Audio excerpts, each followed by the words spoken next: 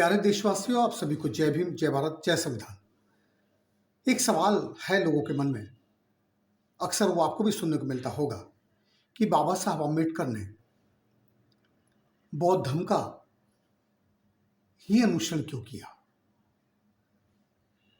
धर्म दीक्षा उन्होंने क्यों ली, अन्य किसी धर्म को उन्होंने क्यों एक्सेप्ट नहीं किया। तो इसके पीछे एक बहुत बड़ा कारण ये था कि बाबा साहब अम्बेडकर ने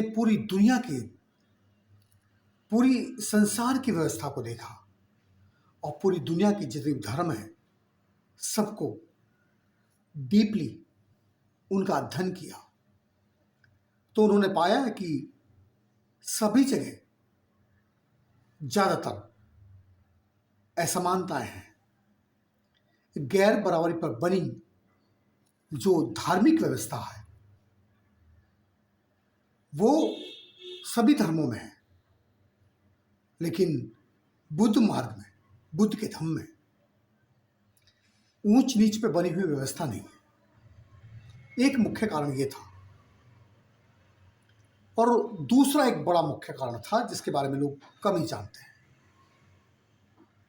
एक तो ये कि ये भारत का ही धर्म था,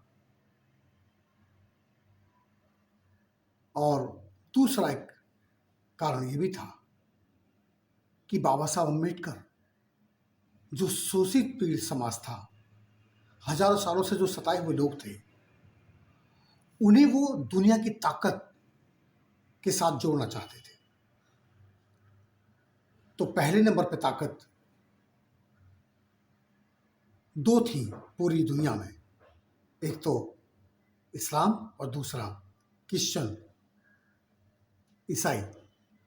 ईसाईयत और मुसलमान। ये दो बड़े धर्म हैं जो पूरी दुनिया में फले फूले हैं। और तीसरा है बुद्ध धर्म, जो संसार के 78 देशों में फॉलोअर्स हैं बुद्ध धर्म के। तो यदि मैं ये बुद्ध का मार्ग अगर लेता हूं, एक तो ये समानता पर आधारित है, अहिंसा पर आधारित है और पूर्णतः तर्कसंगत है, पूर्णतः वैज्ञानिक दृष्टिकोण पर आधारित है। तो यदि मैं बुद्ध के धम्म में जाता हूं तो मेरे सभी अनुयायी बुद्ध का अनुसरण करेंगे, सभी बौद्ध धर्म का पालन करेंगे, तो अंतरराष्ट्रीय ताकत के साथ ही जुड़ जाएंगे। और फिर अगर इनका देश में शोषण होता है तो शोषण देश की सरकारें नहीं कर पाएंगी। जो अंतरराष्ट्रीय ताकतें हैं वो इनके हक में, इनके संरक्षण में खड़ी हो जाएंगी। लेकिन दुर्भाग्य 1931 के बाद जातीय और धर्म पर आधारित जनगणना इस देश में नहीं हुई,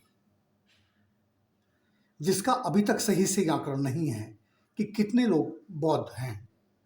अगर कुछ बुद्ध के फॉलोअर्स तो बने, लेकिन सर्टिफाइड बौद्ध नहीं है,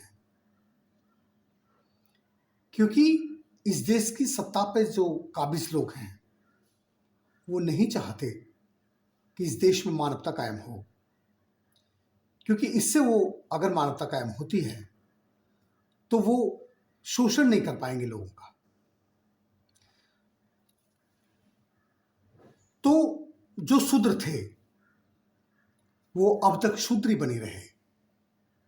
इस देश में सर्टिफाइड बौद्ध नहीं है।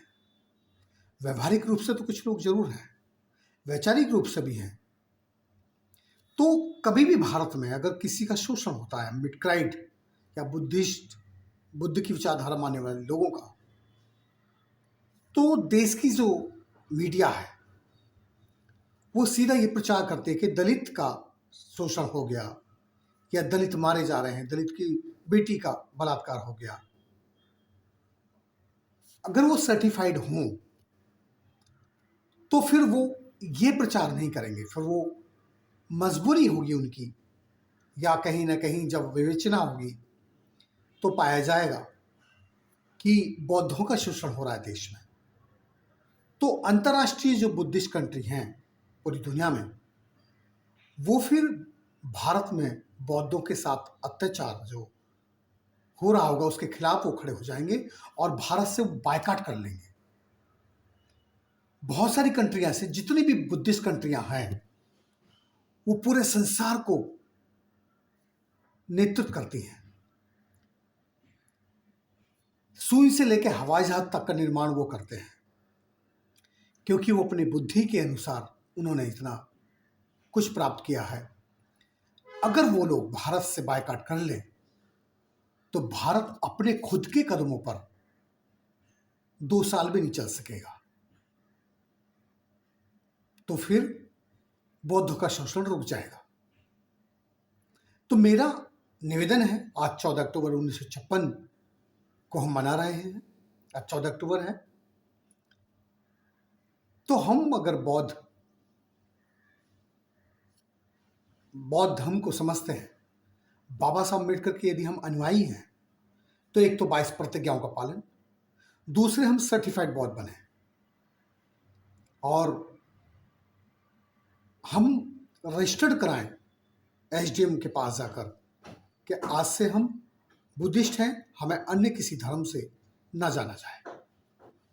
इसी आशा विश्वास के साथ कि हम बौद्ध बने, बौद्ध दिखें हर स्तर पर। जय भीम, नमो बुद्धाय, जय संविधान।